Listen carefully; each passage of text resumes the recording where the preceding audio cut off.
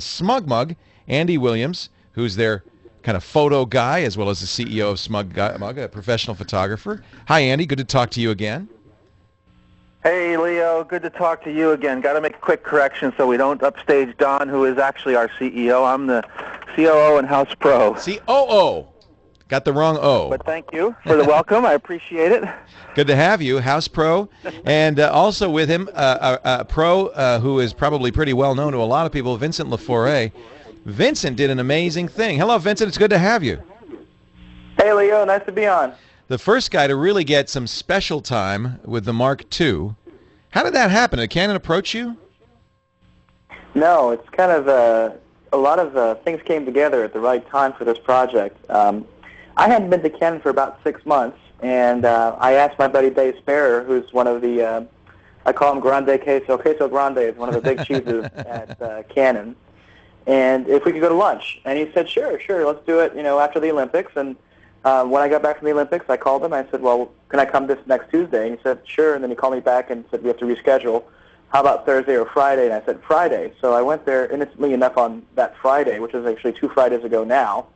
And as I walked in, the entire office just stopped and kind of froze, kind of like they had their hand caught in a cookie jar. Except they weren't grabbing cookies. They were grabbing these boxes with prototypes. And I can't tell you exactly what the boxes look like, but I can tell you that when you see them, you know exactly what's inside. So I knew that I was either at the wrong place at the right time or the right place at the right time. You're a Canon. And I found out that they were actually unpacking the first few prototype cameras. Wow. As I was walking in. Someone grabs me by the collar into a little cubicle, smacks down an NDA, a non-disclosure agreement, and says, sign this, and then we can talk. Wow. And they proceeded to tell me this is the Canon EOS 5D prototype, Mark II prototype. It shoots 1080p video and 30 frames a second, and it's 21.1 megapixel body. Right there alone, my interest was piqued. And then, of course, the next step was to go try it out. And we shot some video with a 24-72-8 wide open. And we didn't even know what format it shot it in. This is how new this was. There was no manual in the boxes, nothing. They didn't even know what format it was in. We dropped it into Final Cut Pro on a Mac there and played it, and I think collectively our jaws just dropped. You were able to get it for a weekend and actually shoot video. And one of the complaints people have had about the Nikon D90, which is the first SLR to shoot video, is that it didn't handle motion very well. You're moving around very well and so forth. So I noticed you made a movie called Reviere. You did it in a couple of days. There was a lot of motion in it. Yes. Didn't shy away from it. My co-director, Yoni Brooke, who's into filmmaking, told me to watch out for that in general at night, given the low amount of light we were working with. Right. But, there was none of that quote-unquote jello effect you see with a D90. And it's also not 720p. It's a full 1080. 1080.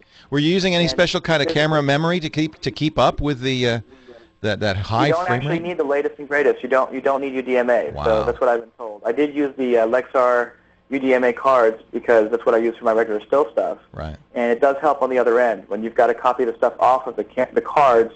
It took us less to copy 14 hours worth of work, which is about 50 gigabytes. Right. Than it took to unload our car.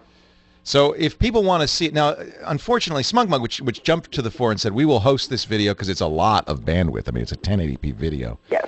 And thank you, Andy, for doing that. I know there was a little upset going on over it. Eventually, Canon said, no, we want to host it on our site. But you can still go to Smug and Vince's site on the Smug and see the making of, which has some clips from it, but also I think it's for a photographer very interesting to watch how you did it. So people should go there. What you're looking at live right now is the behind-the-scenes video. Right. And there's also a link from my blog to the Canon site. This is very sensitive. They lent me a camera that was not really meant to be seen by the public. Right. That it's not ready. It's not ready at full spec. And while it was difficult, you've got to admire them for basically saying, we know it's not perfect. We know we're going to get criticized by all the people nitpicking at it, but we'll release the video, the raw footage, anyways. Because truth be told, when you look at the raw footage, it's unbelievable. And it's Andy, stunning. As soon as I saw the video, and I didn't see it on Smug, unfortunately, because that was I think a little higher quality than Canon's serving it. But even the Canon version I saw blew me away, and made me want that camera. Tell me a little bit about the camera. It's 21 megapixels. You like the still quality? That's the thing that's been completely overshadowed by this. And I was listening to you about half an hour ago, and you made a comment that Nikon was a little ahead of Canon. I think you'll change your opinion once you see the stills coming up. They've already been released. It's just a matter of getting them up. So you'll see 10 JPEGs out of camera showing up within a day or so. Low light performance was what the D3 really excelled at. Now, you shot the movie at, what, 3,200? I think, truth be told, I think most of it was around 1,600 to 6,400. Okay. But when you shoot video, you're not really paying attention to that. You set the aperture priority mode, you set your aperture, right, and you let the camera do the rest. I mean, you've got to understand that the fun part about this video is really shot point-and-shoot style. Wow. I wasn't sitting there tweaking light balance or color in general. I just pointed, set the EV correction a little bit hotter, a little bit colder, and hit record. Of course, one of the things that makes a huge difference is you're going to be able to use your SLR lenses with this. Yes. And man, I mean, some of the depth of field you were getting, the wide-angle shots you were getting, this is stuff. I mean, just the fact you've got 1080p is mind-blowing, but to also have it with these incredible lenses is just incredible.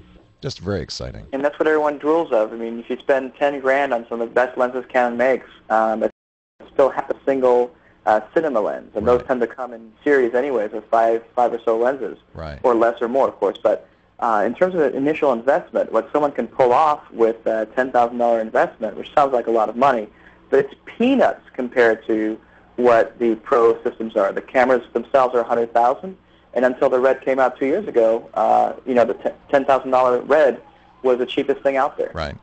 Yeah, my friend Alex Lindsay and I have been shooting podcasts at 1080p, but we're using a $100,000 Cine Alta from Sony to do it. Exactly. To be able to do this on a digital SLR is pretty mind-blowing. Leo, I think you hit the nail on the head, and it's one of the reasons why it got us so excited at Smug Mug. It's a game-changing kind of camera that, when in the hands of passionate amateurs, you'll get much better, much higher quality films of your family and your friends and your children, let's say. And then in the hands of professionals, you could be using your 5D shooting weddings, but you could also use the same 5D to make video at that wedding, and you could make outstanding, mind-blowing video at that wedding with the same box. And you've already got, like you mentioned, you've already got the lenses invested, and the quality you're going to get, the depth of field effects. It truly is mind-blowing, and it got us instantly when we saw Vincent's blog and the early clips from his film over the weekend, last weekend. It just instantly got Chris and Don and I excited about it, and we knew that this was going to be something that was going to be exciting for everybody, and so we're thrilled to be associated with it. And Vincent's been great to work with, and I think we have some exciting news that we'd love to talk about as well, as far as some of the projects that Vincent's going to undertake with a little nudge from us, if that's okay with you. Yeah, Leo? What, you're going to do more? I mean, just Reviere alone is pretty mind-blowing. What else are you going to, what's next? Well, Reviere was done with 12 hours notice. I saw the camera on a Friday around lunchtime, and by 4 p.m. the next day, I knew I had the camera in my hands at 4 p.m.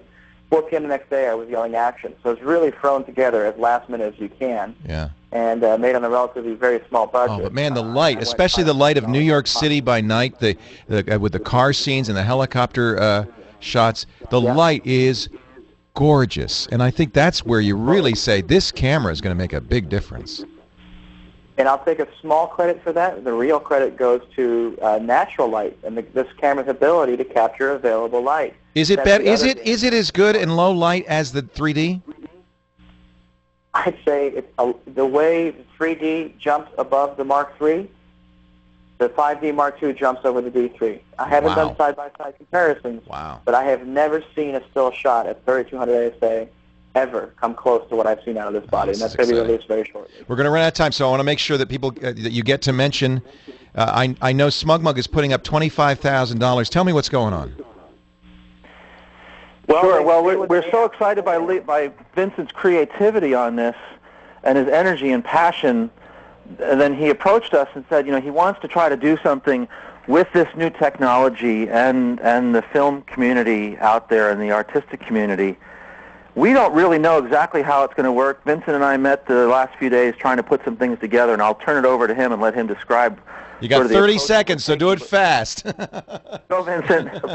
We're basically going to launch a nationwide search for the best talent out there, the best screenwriters, directors, lighting guys and girls, and anyone who wants to be involved in this project to produce a completely independent film using this new technology in a very lean and mean team. So where should they go to find out more? Should we go to smugmug.com? Where can we find out more? You got 5 seconds. Right now, VincentLaforet.com. VincentLaforet.com. It's up. I'll put the links in the show notes, guys. Thank you so much. This is exciting. Leo Laporte, the tech guy.